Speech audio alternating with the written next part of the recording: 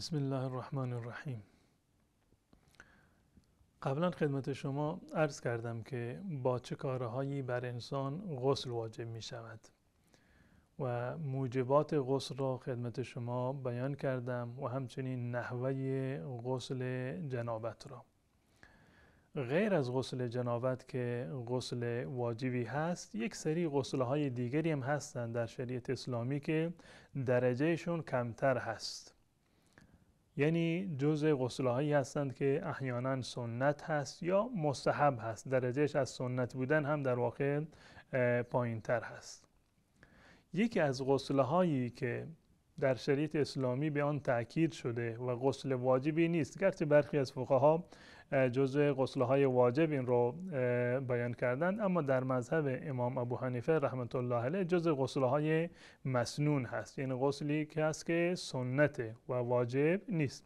غسل برای روز جمعه هست و در میان غسل‌های سنت مؤکدترین غسل روز جمعه هست که رسول الله صلی الله علیه وسلم تأکید کردند و حتی با لفظ واجب ایشون فرمودند که کسی که به نماز جمعه می رود واجب هست که غسل بکند، یا بحث تعبیرشون این است که واجب علی کل محتلم، بر هر انسان بالغی واجب هست. منتها در مذهب امام ابو حنیفه رحمت الله علیه این غسل جزو غسل‌های مسنون هست و واجب نیست، به این معنی که اگر کسی روز جمعه نیازی به غسل نداشت و یا این که جایی نبود که غسل بکند و موردی نبود که غسل بکند، گناهی رو مرتکب نشده، واجبی رو ترک نکرده.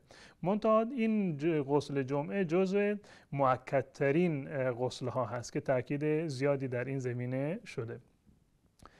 و مورد دوم غسل برای عیدین هست، یعنی برای عید فطر و عید قربان.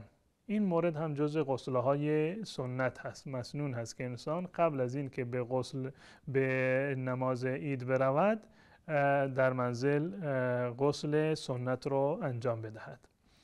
و مورد سومی که غسل کردن سنت هست برای حاجی هست، زمانی که در عرفه هست بعد از زوال. غسل روز عرفه برای حاجی بعد از زوال آفتاب، یعنی بعد از ظهر. این مورد سوم. و غسل چهارمی که سنت هست غسل احرام هست، زمانی که انسان میخواهد احرام ببندد. تفاوتی نداره که احرام برای حج باشد یا برای عمره باشد، برای هر کدام که احرام میبندد یکی از غسل‌های سنت این است که قبل از احرام غسل بکند و بعد از آن در واقع احرام ببندد. این مواردی هست که در فقه حنفی جزء غسل‌های مسنون و سنت از آنها یاد شده. اضافه بر این موارد دیگری هست که به اصطلاح غسل کردن یک مرحله کمتر هست و پایینتر هست از مرحله مسنون بودن که در فقه حنفی با لفظ مستحب از اونها یاد کردن. اگر از شما پرسیده بشود که در فقه حنفی چه غسل‌های مستحب هست، این مواردی هستند که خدمت شما عرض می کنم. اولین مورد وقتی که یک فرد کافری مسلمان بشود، وقتی که یک فرد کافری مسلمان بشود بنابر فقه حنفی مستحب هست که غسل بکند، البته به شرط این که پاک باشد، به شرط این که پاک باشد. الان تصور بکنیم که اگر یک فردی که بیدین هست، کافر هست، در حالت جنابت الان مسلمان شد، حکمش چی هست؟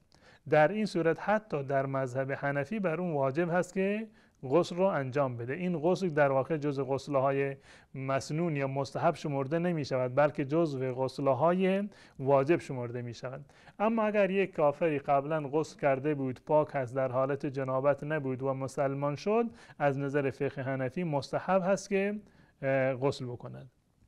مورد دوم برای کسی که توبه کرده، کسی که گناهی رو مرتکب شده، خصوصا گناه کبیره رو مرتکب شده و بعد از آن توبه کرده، مستحب هست، یعنی بهتر هست که غسل بکند و به خاطر این توبه‌ای که انجام داده. و یکی دیگر از غسل‌های مستحب برای کسی هست که از بیهوش شده باشد، بعد از بیهوشی، یا بعد از مستی، کسی شراب خورده، مست شده یا مواد مخدر مصرف کرده، بیهوش شده، از حال خودش رفته یا به صورت کلی بیهوشی بر اون طاری شده، بعد از این که به هوش بیاد، این جزء مواردی هست که مستحب هست که انسان بعد از بیهوشی هم در واقع غسل بکند. و همچنین برای نماز کسوف و خسوف و نماز استسقا، این هم جزء مواردی هست که مستحب هست انسان غسل بکند در مذهب حنفی. و همچنین برای کسی که فرض کنیم که نیاز به غسل دارد، فرض کنیم که یه مقدار بدنش مثلا راحت نیست یا بوی بدنش تغییر کرده، این هم جزء غسل هایی هست که مستحب هست در مذهب حنفی که انسان غسل بکند. و همچنین برای کسی که میتی را غسل داده، برای کسی که غسل میتی رو انجام داده، مستحب هست که خودش بعد از غسل میت اگر امکانش داشته باشه و بتواند برای نماز جنازه برسد، مستحب هست که غسل بکند. و همچنین بعد از حجامت، کسی حجامت انجام داده بعد از آن غسل بکند، مستحب هست. برای کسی که میخواهد که وارد مکه یا مدینه بشود، این هم جز مواردی هست که در فقه حنفی انسان باید، وقتی میگه باید، نه اینکه باید و واجب هست، بلکه مستحب هست که برای ورود به مکه، رفتن به مکه یا رفتن به مدینه هم انسان غسل بکند.